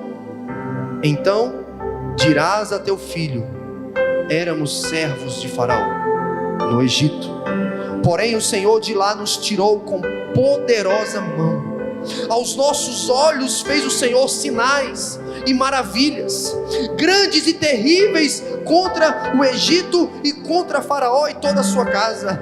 E dali nos tirou para nos levar e nos dar a terra que sob juramento prometeu aos nossos pais. O Senhor nos ordenou cumpríssemos todos esses estatutos e temêssemos o Senhor nosso Deus, para o nosso perpétuo bem, para nos guardar em vida como tem feito até hoje. Será por nós justiça quando tivermos cuidado de cumprir todos esses mandamentos perante o Senhor nosso Deus, como nos tem ordenado. Irmãos, aqui eu vejo uma ação de Deus querendo nos ensinar a como manter a chama do nosso coração queimando, mas como a gente ter fundamentação no que Deus nos falou, irmãos. Não tem como manter um fogo aceso se nós não ouvirmos a voz de Deus e se não guardarmos o que Deus fala. E Deus fala, irmãos, pelo seu Espírito. Deus fala pela leitura da palavra. Deus fala em sonhos. Deus fala em visões. Deus fala por meio dos seus profetas. Deus fala do jeito que Ele quiser, através de um anjo. Queridos, mas nós temos que ouvir ao Senhor. Deus está levantando uma geração de pais que vão ouvir a Deus, não uma geração de homens mimados que vão querer que o pastor venha com tudo mastigadinho, dado no seu bico como um filhotinho de pássaro. Não, Deus quer levantar homens maduros, responsáveis, dizendo: eu vou ouvir o Senhor, eu vou ouvir o meu Deus, e eu vou criar um cenário na minha casa, onde as palavras do Senhor vão estar atadas nas minhas mãos, as palavras do Senhor vão estar diante dos meus olhos. Ou seja, o que eu ver vai ser santo, o que eu enxergar, opa, aquilo ali não, aquilo ali é tentação, eu tenho que desviar o meu olhar, aquilo ali é pecado, eu vou correr do pecado, aquilo ali vai me tirar da presença de Deus. Eu vou passando aqui na televisão, eu não posso. A palavra do Senhor está diante dos meus olhos, os meus pensamentos têm que ser a mente de Cristo. Eu tenho que ter uma consciência. Eu sou responsável pelos meus filhos e pelos filhos dos meus filhos.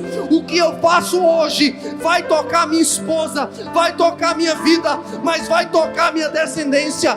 Por isso eu preciso ser intencional. Deus está falando: cara, você precisa gerar um cenário na tua casa propício para você manter a sua mente atenta, o seu coração em chamas. Você precisa inculcar o teu filho. O teu filho precisa te ver orando. O teu filho precisa te ver lendo a Bíblia. O teu filho precisa queimar vendo você queimar, e não o pastor queimar somente. Eu preciso ensinar o meu filho a queimar. Vou levar o meu filho para ver o pastor Luiz no café de pastores. Essa é conversa fiada, irmãos. Se você não vê, se o teu filho não te vê queimando todo dia, não vai ser um café de pastores que vai discipular o teu filho, não. Você tem que levar o ambiente do café de pastores para dentro da tua casa. Você precisa querer aquilo que o pastor Luiz carrega, aquilo que ele despeja, porque aquilo que o pastor Luiz despeja não é para gerar dependência nas pessoas, é para gerar fogo nas pessoas. Deus está falando: eu preciso levantar homens, uma família, um lar, onde os filhos vão crescer. Na hora de deitar, Deus vai estar lá. Na hora de levantar, Deus vai ser revelado. No caminho da escola, Deus vai ser revelado. Dentro do carro, o CD que vai tocar vai atrair a glória de Deus. A televisão que vai passar vai atrair a glória de Deus. Mas pastor, eu tenho que assistir só coisa evangélica, coisa cristã. Não, a Bíblia não proíbe assistir outras coisas, mas Paulo diz: todas as coisas me são lícitas, mas nem todas convêm. E tem muita coisa que não convém, que apaga o fogo, que gera distração, que tira o nosso foco, que gera pequenas rachaduras no nosso casamento, que vão entrando as raposinhas, como o pastor Sérgio falava hoje. Eu preciso proteger a minha casa, e eu protejo a minha casa quando em tudo que eu faço a palavra de Deus está lá, em tudo que eu vejo e penso a palavra de Deus está lá, em tudo que eu ensino para o meu filho. Eu não vou ser um pai chato, não, eu tenho que ter estratégia, eu tenho que falar a linguagem do meu filho, mas eu tenho que desejar que ele queime. Eu só comecei a queimar, irmãos, com 16 anos, mas até 16 anos eu vi muita coisa, fiz muita coisa, e graças a Deus foi com 16, quem dera fosse antes. Mas os meus filhos têm a oportunidade de ser desde pequeno, os meus filhos podem ser batizados com o Espírito desde pequeno. Eu já era adulto, eles não precisam esperar a vida adulta, eles não precisam passar pelo que eu passei, mas eles vão aprender com quem, irmãos?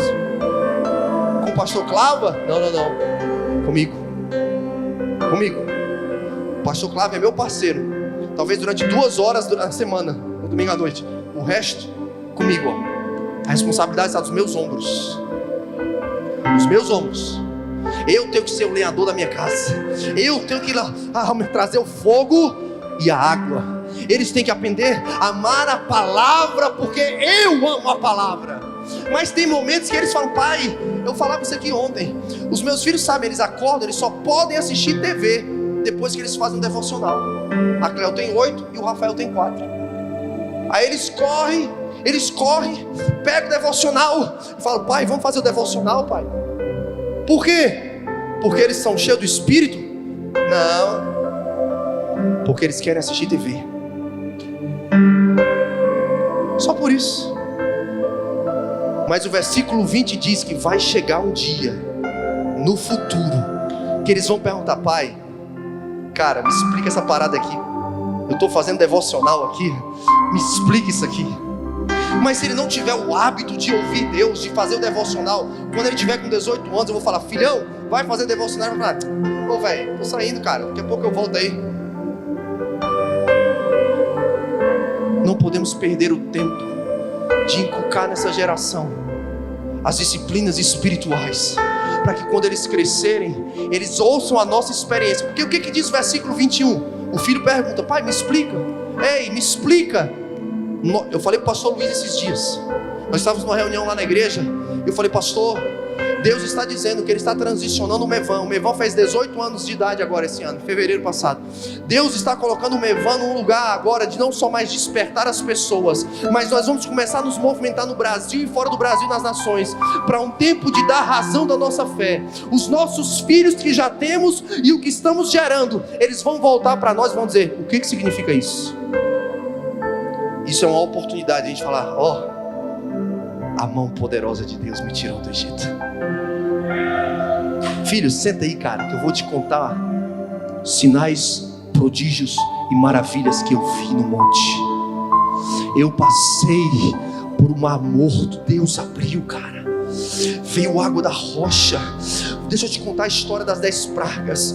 Não é viver do museu, não, irmãos. É você gerar um testemunho de vida, para que o teu filho, ele fale: ah, pai, eu quero ter as minhas experiências. Para que quando o teu filho parar de te ouvir, ele não vai lá pro YouTube assistir Minecraft. Ele vai lá no YouTube botar um louvor e ele vai falar: pai, eu quero ter a oração dos meus pais. Eu quero buscar o Deus dos meus pais. Eu quero agora ter as minhas experiências. Irmãos, é isso que Deus está ensinando no Deuteronômio 6. Os nossos filhos precisam desejar ardentemente pelo nosso Deus. Mas se nós formos pais que queimam, que tem um testemunho do poder de Deus para falar para eles, não se formos crentes assíduos de um culto evangélico gospel. Qual a sua decisão hoje à noite?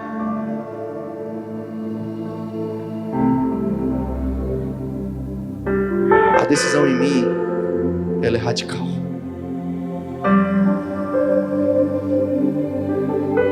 O meu desejo é que Deus esteja pegando você por dentro. Você não precisa ter todas as respostas. Você não precisa ter ausência de medo. Na verdade, coragem não é ausência de medo, é força para enfrentar o medo. Você não precisa ser o crente mais maduro nesse ambiente aqui. Você não precisa ser o mais santo, o mais perfeito, o mais experiente, com mais títulos. Não. Você precisa tomar uma decisão hoje à noite. Eu quero algo diferente. Eu não quero ser um crente insano, que deseja mais de Deus, mas mantém a mesma vida, as mesmas rotinas. Não. Eu quero fazer algo diferente para Deus. Pode começar hoje. Pode começar hoje. Eu sei que tem mais. Eu sei que tem mais. Tinha uma música que eu cantava alguns anos atrás que ela dizia isso: eu sei que tem mais. Eu sei que tem mais. Eu sei que tem mais, irmãos. Tem mais de Deus. Mas a decisão precisa ser tomada. A decisão precisa ser radical. A decisão é radical. Jesus não levantou discípulos em cima do muro. Quando os discípulos falaram para ele em João 6: dura teu discurso, mestre, as pessoas estão indo embora. Aí Jesus falou: e vocês, não querem ir também não? Jesus, ele está preparando. Não é que Jesus estava querendo expulsá-los. Não, Jesus estava investindo na vida dos caras. Jesus estava dando a oportunidade para eles expressarem uma decisão radical. Aí Pedro fala: para onde eu irei? Para quem eu irei? Se só tu tens as palavras de vida eterna.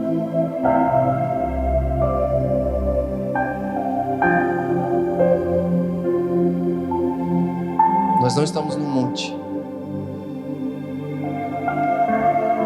mas nós podemos fazer desse lugar um monte de oração agora.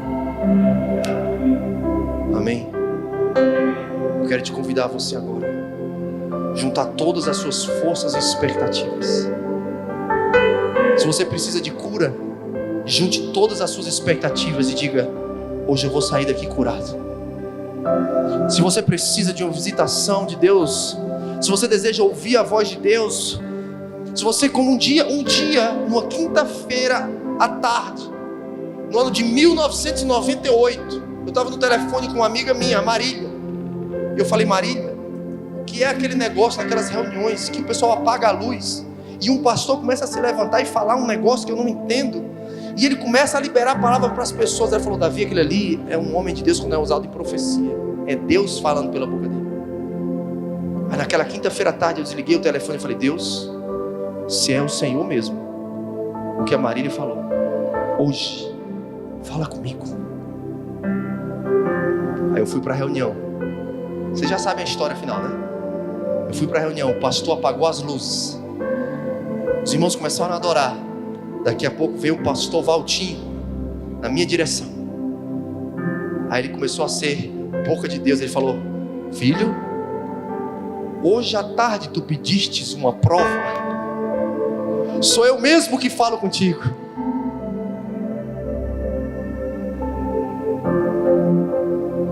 O que você precisa de Deus hoje?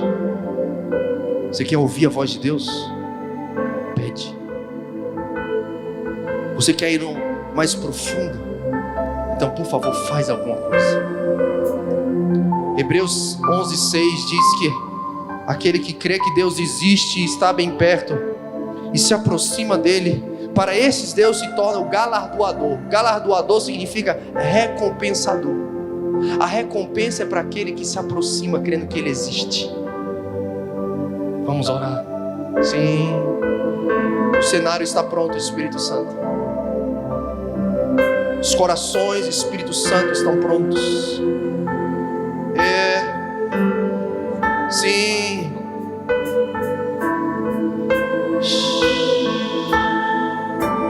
Sim.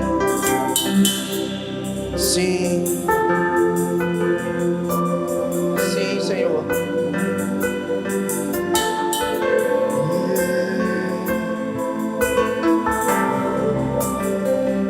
Então vem como prometeste, derrama o teu Espírito, derrama o teu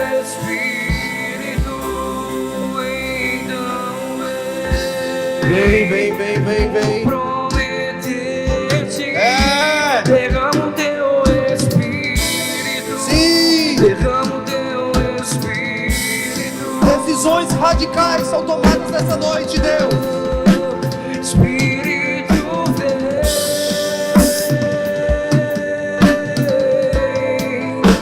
quebranta o meu ser.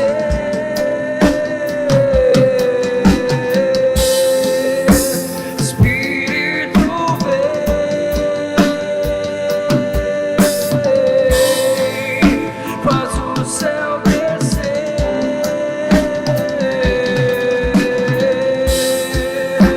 Espírito vem,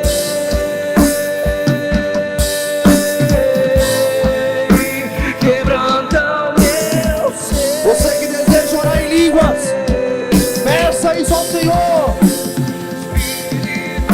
Você que deseja receber de dons do Espírito, peça para Ele. Faz o céu descer. Faz alguma coisa.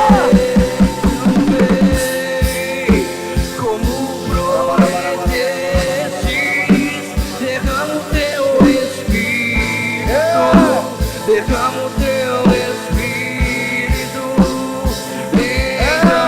Vem, como prometestes, derrama o teu Espírito. Derrama o teu Espírito.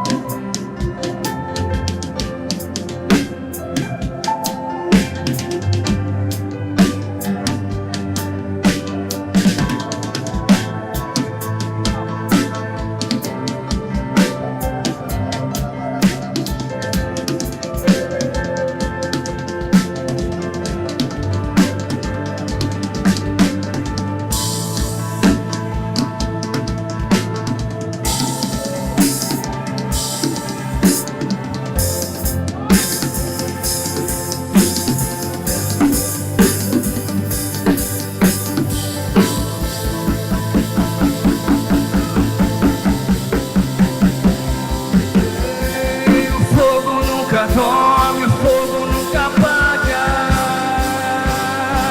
nunca apagará.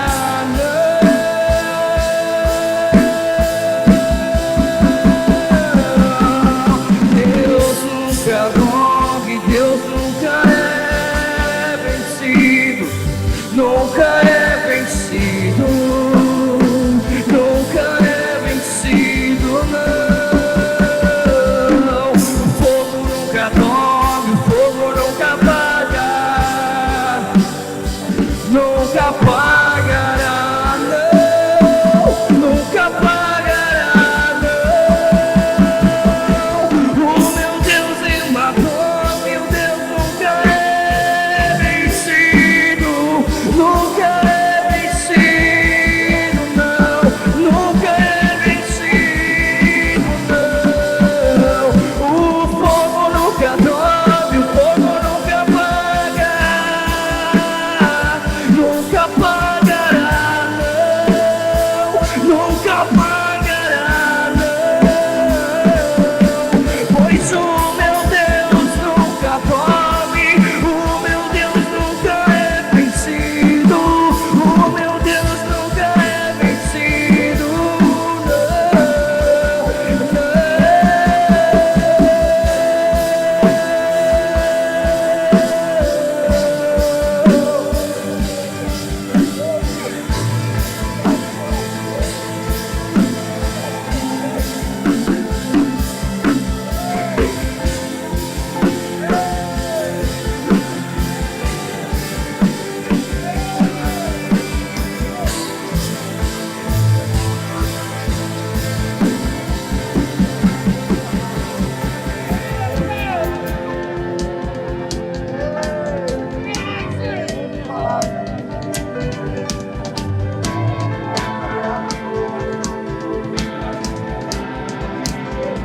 meu coração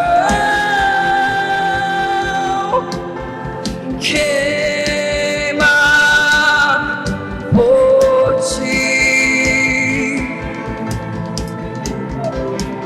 meu coração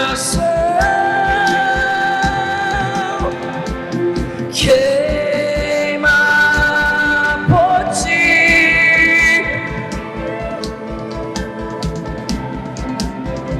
Meu coração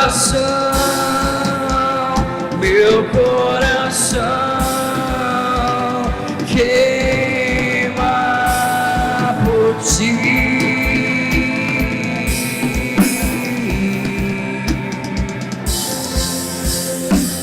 Meu coração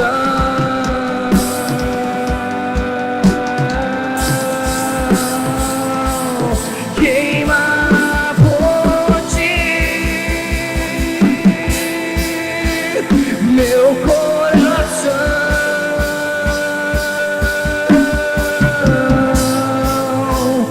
queima por ti, Jesus.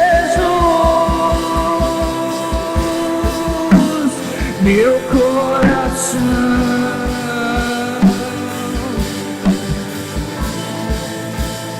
queima por ti.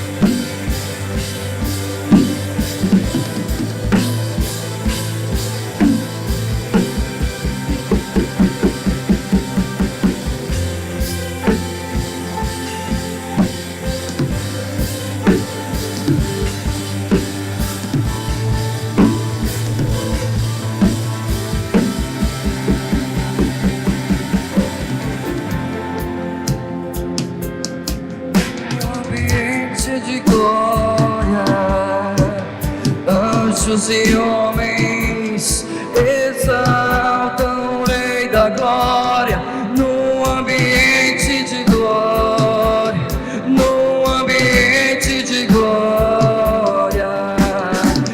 Anjos e homens exaltam o Rei da Glória num ambiente de glória, num ambiente de glória.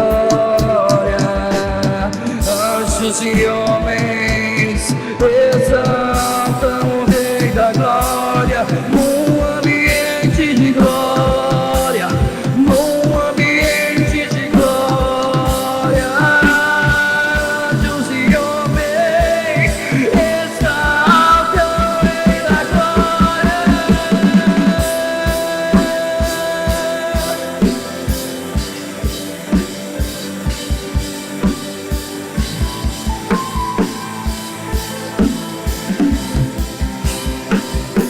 Aquele que era, aquele que é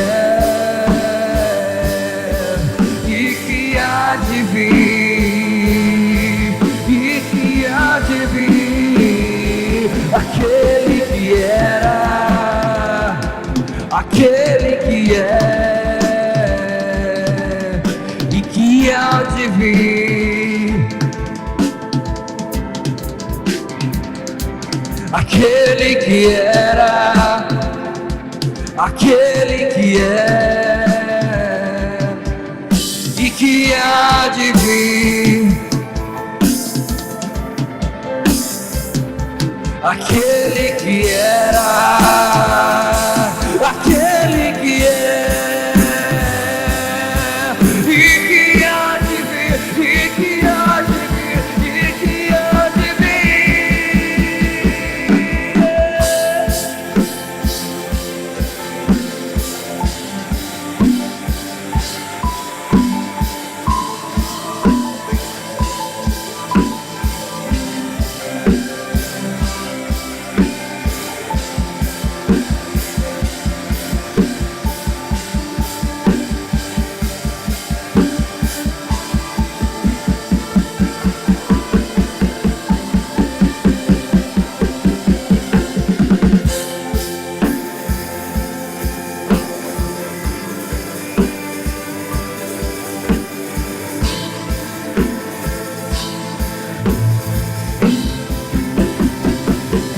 Santo, Santo é o Senhor Deus poderoso. Santo, Santo é o Senhor Deus poderoso.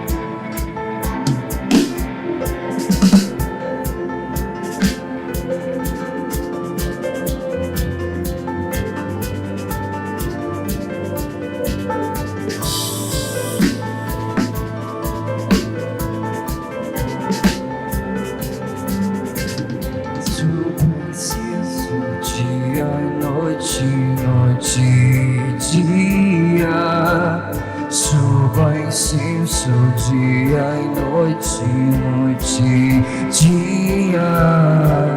Suba incenso dia e noite, noite e dia. Suba incenso dia e noite, noite e dia. Suba incenso dia e noite, noite e dia.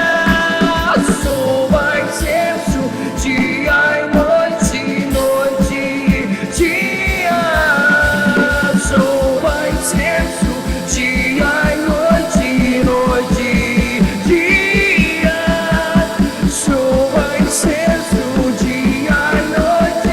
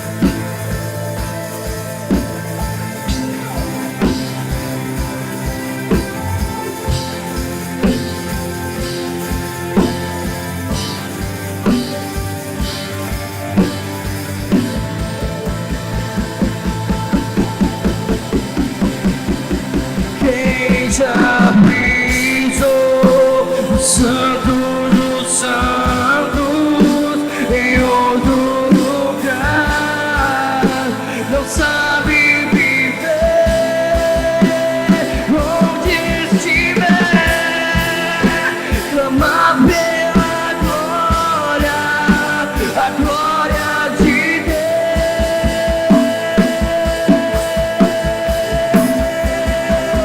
Quem já pisou os santos dos santos em outro lugar, não sabe viver onde estiver, clama pela glória, a glória de Deus.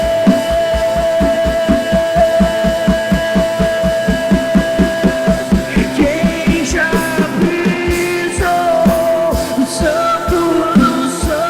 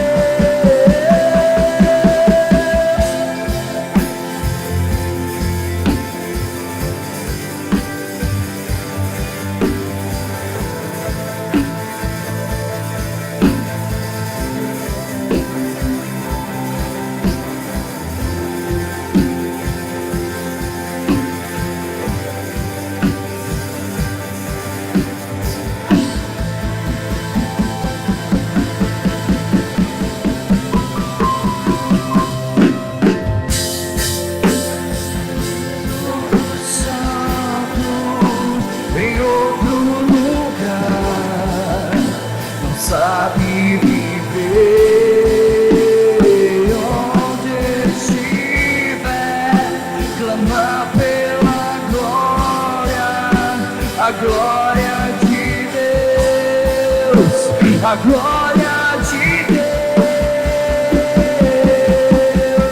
Quem já pisou o santo dos santos em outro lugar não sabe viver, e onde estiver clamar pela glória, a glória de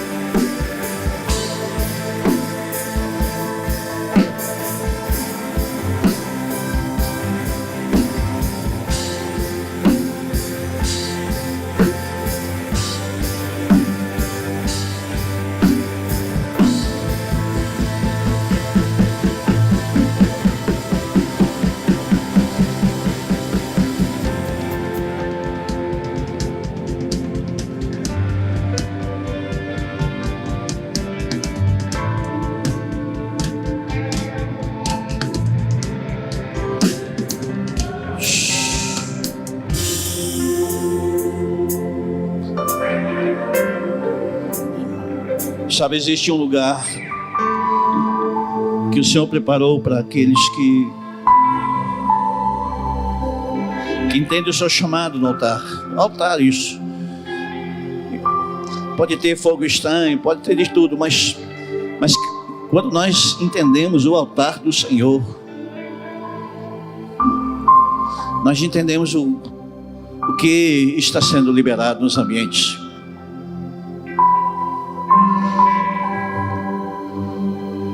Sabe, o apelo do Senhor é que nós venhamos desmarcar nossas agendas. Como nós podemos dizer que amamos o Senhor e não desmarcamos as nossas agendas?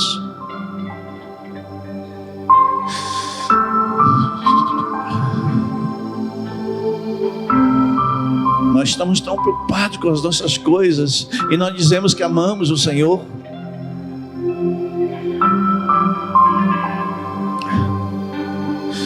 Nós podemos dizer que confiamos nele, confiamos naquilo que ele tem feito, se nós não priorizarmos o nome dele?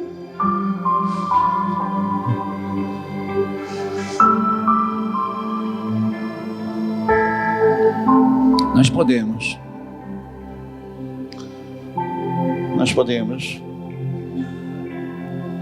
Essa é a boa notícia, nós podemos fazer com que pessoas que vêm de longe, profeticamente, tragam o fogo. Eu recebo o fogo que vem de Erechim, porque eu sei que o fogo foi gerado em oração. Os homens derrubaram a lenha, ele vai continuar ali. Nós recebemos o nosso espírito, aquilo que é compartido por causa da oração dos santos.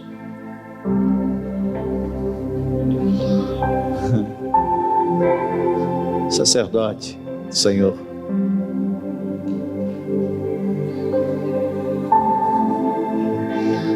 É uma alegria do Espírito quando Deus levanta os seus sacerdotes, suas sacerdotisas, para engrandecer o nome dele, não por aquilo que a gente faz, mas por aquilo que a gente está se tornando. Deixar ele nos tocar, tirar a rolha da religião, tirar o tampão.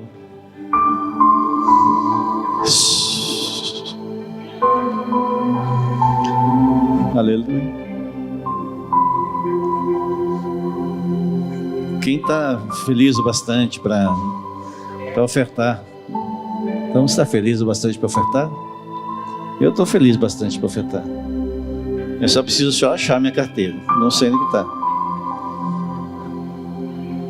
Cadê minha esposa? Onde está? Acha aí, irmão. Alguém acha minha carteira aí, por favor. Se eu não oferto por primeiro, eu fico desesperado. Amém? Vamos semear, irmãos.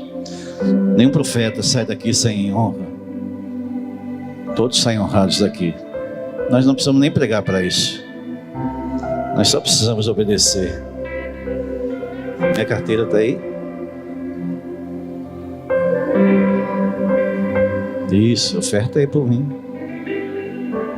Aleluia. Coisa linda. Nós podemos fazer isso, é uma delícia. Fazer isso em Malaquias 3. Apenas porque a palavra falou conosco. Aquele que semeia, aleluia, com lágrimas, vai colher no seu tempo. Aí o casal vem junto semear, coisa linda, né? Eita! Coisa linda, amém, irmãos. A cidade é muito generosa, sempre foi. Estenda a sua mão, vamos abençoar. Senhor, nossa cidade é uma cidade generosa, Pai. Cidade generosa, Senhor. Ei. Adelino, nunca ninguém chega atrasado. Pai, nós te louvamos e engrandecemos o teu nome, Senhor. Por causa do teu amor, Senhor, nós fomos trazidos para este lugar dessa noite. Não porque nós somos merecedores, não, Pai. É porque o Senhor nos amou. E o Senhor quis que nós quiséssemos estar aqui. Que privilégio, Senhor. Nós já abençoamos o culto de amanhã, já, Senhor. Que esse cheiro de óleo, Senhor, que está em nós, possa amanhã ser multiplicado aos nossos irmãos, Senhor, que virão das cidades, que virão, Senhor, e ouvirão, Senhor. Sim, Jesus. Nós abençoamos a vida do pastor Davi, Senhor, seu chamado. Abençoamos o nosso apóstolo Luiz Hermínio, Senhor. Nós abençoamos, Pai. Nós abençoamos, Senhor, a cada homem, cada mulher que disse sim nessa noite estar aqui, Senhor. Sim, Senhor. Que eles voltem carregados de unção, Pai. Carregados, Pai. Muito obrigado, Jesus. Amém.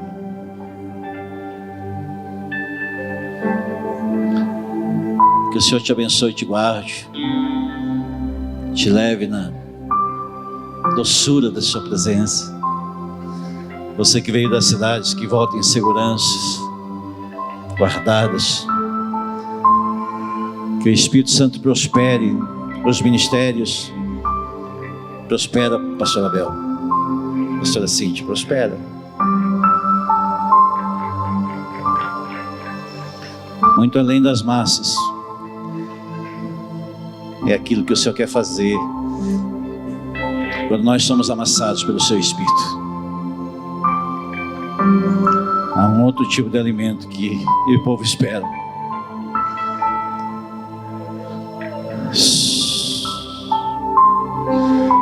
Vocês que são das cidades, voltem em segurança, voltem guardados, carregados. Volte carregado, Yuri. Volte carregado, cara. Volte para Amaral, Margarete. Volte, Mastela. Volte carregados. Diga a esse povo que as cadeiras ainda têm espaço para elas.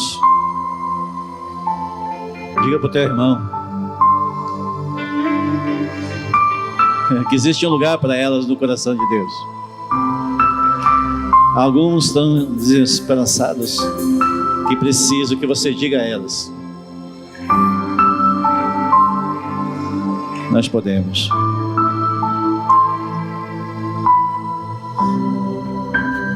Amém. Que Deus te abençoe. Vamos à paz do Senhor.